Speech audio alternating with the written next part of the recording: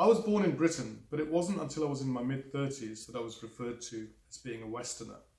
You might find this surprising, given that I grew up speaking English with a middle-class accent, studied at Oxford University where I wrote essays on liberal democracy, and started my career at a consulting firm in London, which was founded during the imperialist pomp of Britain. Being accepted as British was one thing, and in the 80s and 90s, even that was possible for someone with a different coloured skin. But being accepted as a Westerner was an altogether different proposition.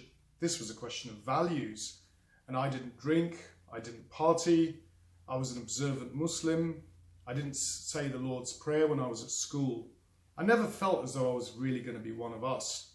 And in my Bengali family, I wasn't truly accepted either. I was seen as the brown-skinned Englishman who couldn't pick fish bones with his fingers. By my mid-30s, I had begun to accept that I truly am a Westerner.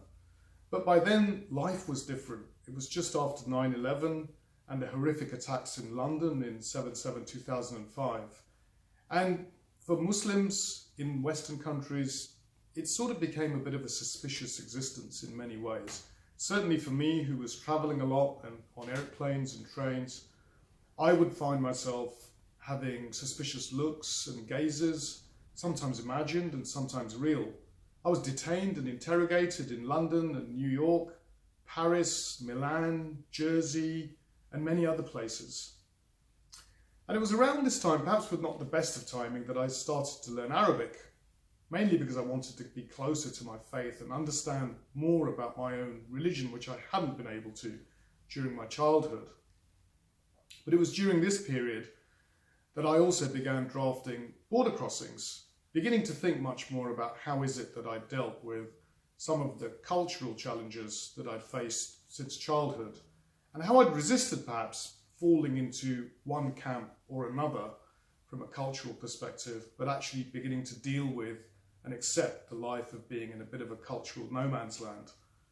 Dealing with that ambiguity that comes with that space and beginning to accept that it's actually got its own advantages and uniqueness to it.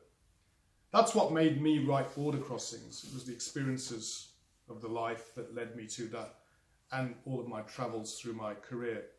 Border Crossings is my story, but in many ways it's my attempt to relate to your story. Please do pledge and support me in bringing Border Crossings to publication. Thank you.